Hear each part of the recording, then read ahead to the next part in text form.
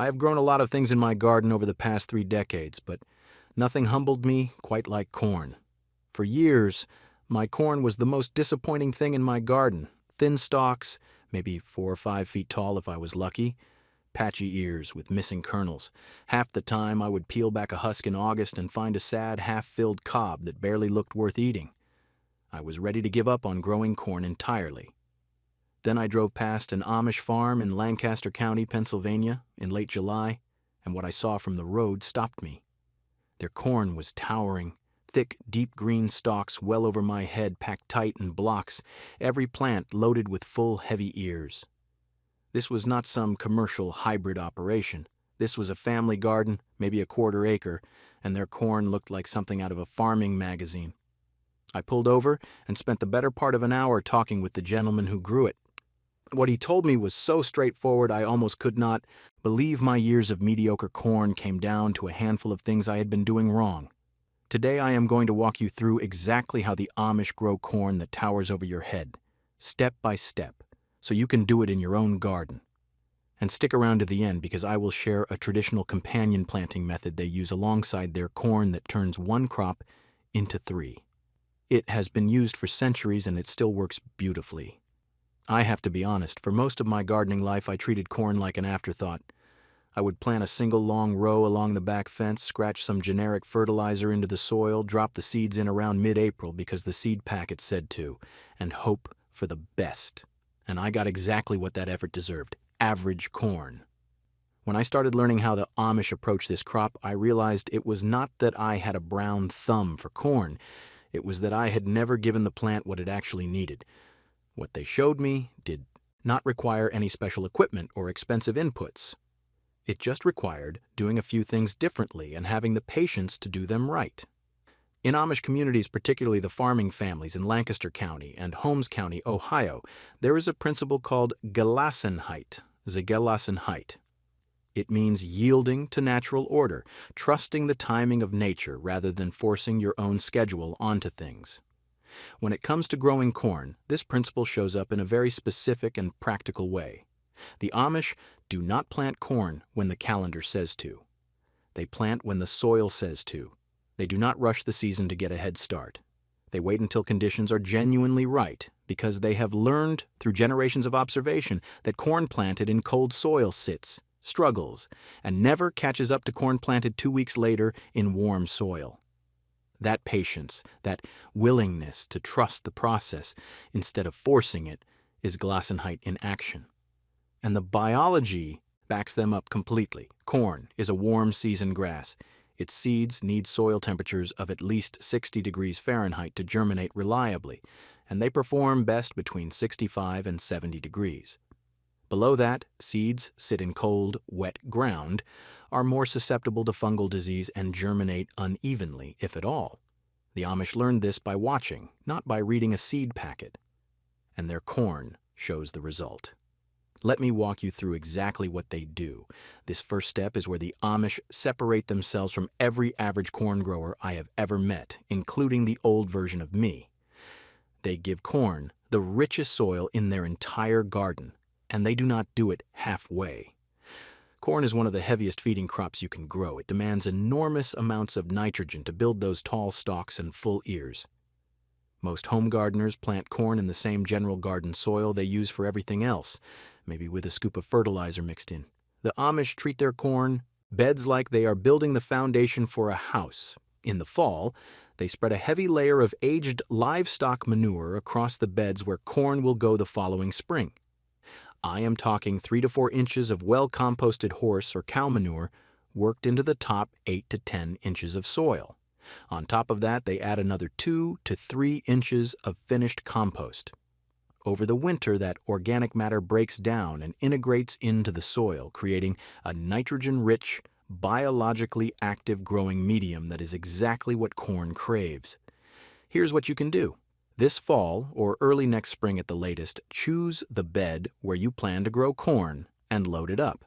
Spread 3 to 4 inches of aged, composted manure.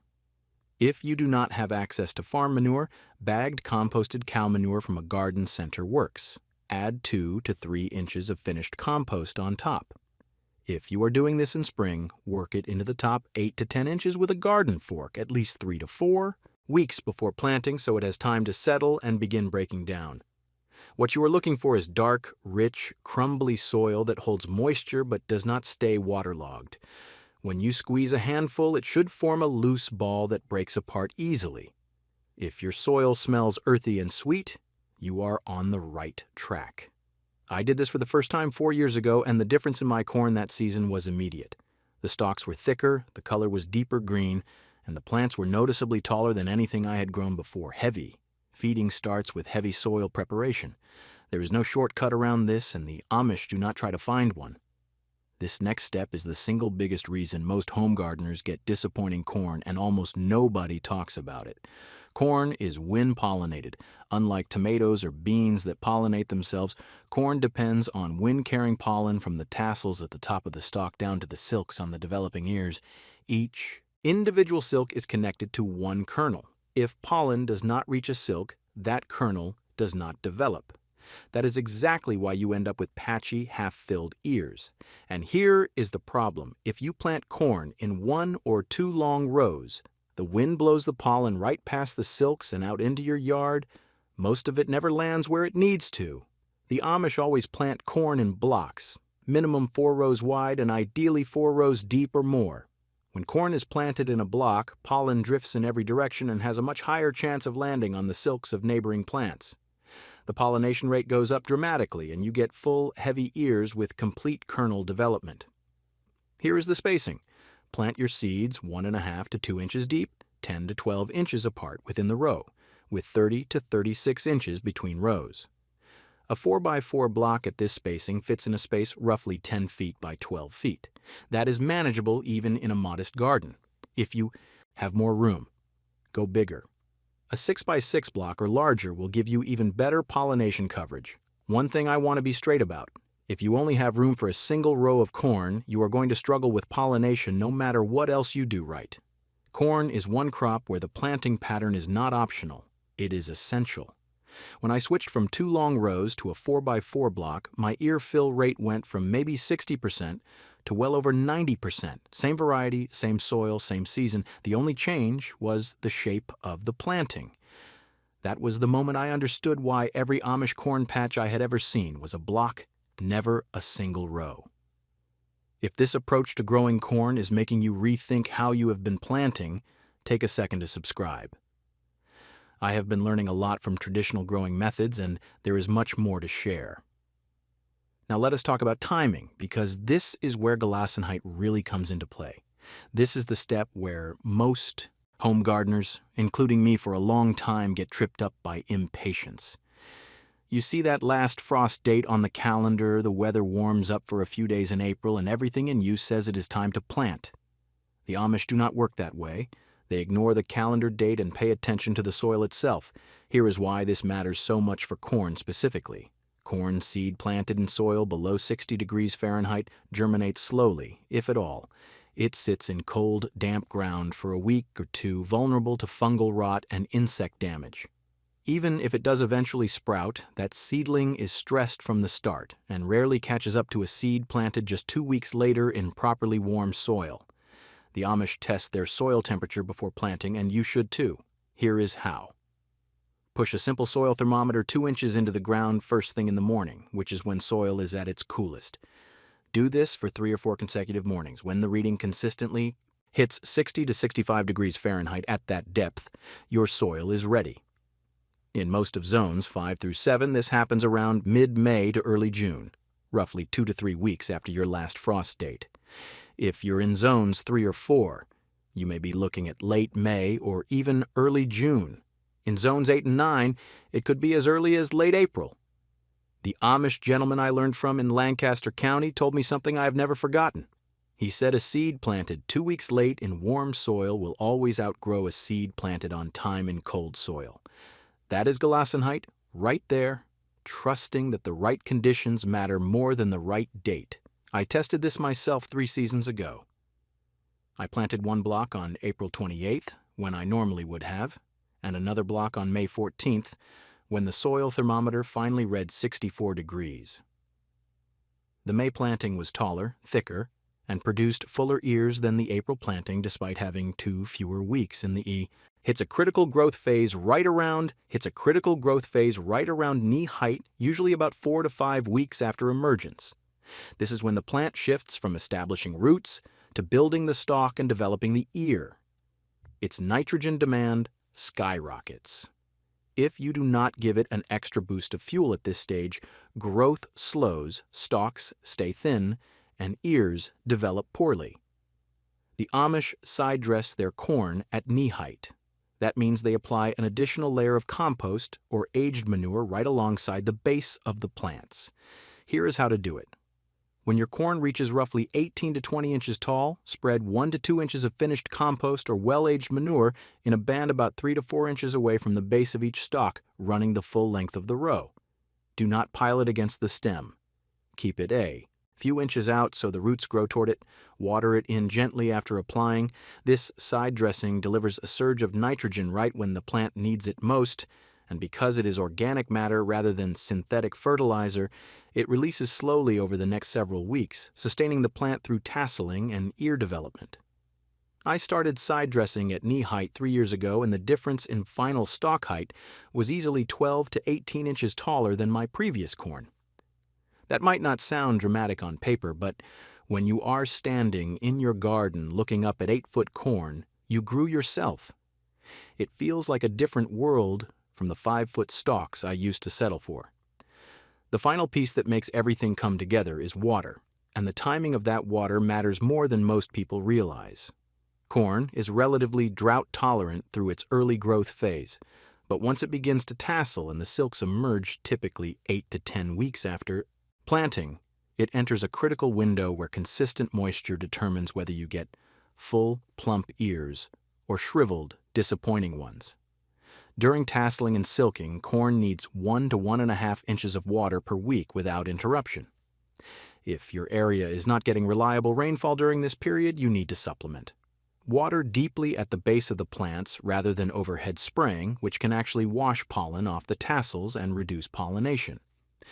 A soaker hose laid along the rows is ideal. The Amish prioritize their corn watering during this window above almost every other garden task because they know that 2 weeks of drought stress during silking can ruin an entire season's worth of soil preparation and careful planting. If you take nothing else from this step, remember this: the 3 weeks when your corn is tasseling and silking are the most important watering weeks of the entire growing season. Let me share some patterns I noticed in my own corn, growing, and how the Amish approach handles things differently. I made every one of these mistakes for years. The first pattern is planting in single or double rows. Most of us do this because it is how we plant everything else. But corn depends on wind pollination, and narrow rows let most of the pollen blow away. The Amish always plant in blocks at least 4 rows wide, which keeps the pollen where it needs to be and results in fully filled ears. The second pattern is planting by calendar date instead of soil temperature. We get impatient, we see a warm week in April and rush our seeds in. The Amish wait until the soil consistently reads 60 to 65 degrees at 2 inches deep, even if that means planting 2 or 3 weeks later than the neighbors. Their corn outgrows the early plantings every time. The third pattern is planting corn in average garden soil. Corn is one of the hungriest crops you can grow, and it cannot perform in soil that is only moderately fertile. Sub, Amish give their corn beds the heaviest manure and compost applications of any crop in the garden. If you are not building your corn bed significantly richer than the rest of your garden, you are limiting your results before the first seed goes in. The fourth pattern is forgetting to feed at knee height. Most gardeners fertilize at planting and then leave the corn alone for the rest of the season. The Amish side dress with compost or manure at knee height because they know the plant's nitrogen demand spikes dramatically at that stage. That single mid-season feeding is the difference between average stalks and towering ones. Now, here is a traditional method that some Amish families still practice, and it goes back centuries before them. It is called the Three Sisters, and it originated with indigenous American farming communities. The Amish adopted and adapted it because it works so naturally with their approach. The idea is simple. You plant corn, pole beans, and squash together in the same block. The corn grows tall and provides a natural trellis for the beans to climb. The beans are legumes, so they fix nitrogen from the air and feed it into the soil, which directly benefits the heavy-feeding corn. The squash sprawls along the ground beneath both, shading the soil with its large leaves to suppress weeds and hold moisture. 3 crops in one space, each one supporting the others. Here's how to add this to your corn block. Plant your corn first and let it reach about 6 inches tall. Then plant pole bean seeds about 4 inches from the base of each corn stalk. A week or 2 later, plant squash seeds in every other row between the corn rows. By midsummer, you have a dense, productive block where corn, beans, and squash are all working together. I added the Three Sisters arrangement to half of my corn block 2 seasons ago, and the corn in that section actually grew slightly taller than the corn planted alone. The beans provided a steady nitrogen supply right at the root zone, and the squash kept the soil so shaded and moist that I watered noticeably less. It is one of the most elegant planting systems I have ever used, and it has been working for hundreds of years for a reason. That is what I have learned from the Amish about growing corn that towers over your head. Rich, deeply prepared soil, block planting for pollination, patience to wait for the right soil temperature, a side dressing at knee height, and consistent deep watering during tasseling. None of it is complicated, but all of it together produces corn that is in a completely different league from what most of us are used to growing. If this changed how you think about your corn patch, I would love to hear about it in the comments. Subscribe if you want more of these traditional, growing deep dives. Thanks for spending time with me today, and I will see you in the next one.